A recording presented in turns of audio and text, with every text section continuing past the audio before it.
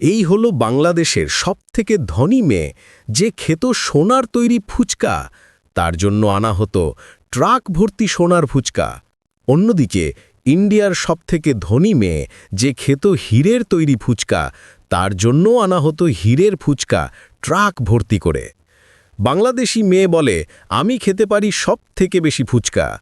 আর Indian মেয়ে বলে, না, আমি খেতে পারি তোমার থেকেও বেশি।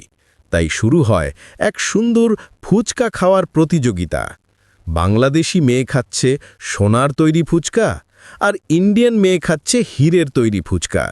দুইজনই খেতে খেতে ক্লান্ত হয়ে পড়ে এবং তাদের পেট ফুলে যায়। বাংলাদেশি মানুষ বলে, আমাদের মেয়ে জিতবে, আর ইন্ডিয়ান বলে, না, জিতবে আমাদের মেয়ে। এবার সিদ্ধান্ত হবে ভোটের মাধ্যমে। তুমি যদি চাও বাংলাদেশি মেয়েটি জিতুক, তাহলে লাইক এবং সাবস্ক্রাইব করো। আর যদি চাও ইন্ডিয়ান মেয়েটি জিতুক, তাহলে লাইক এবং কমেন্ট করো।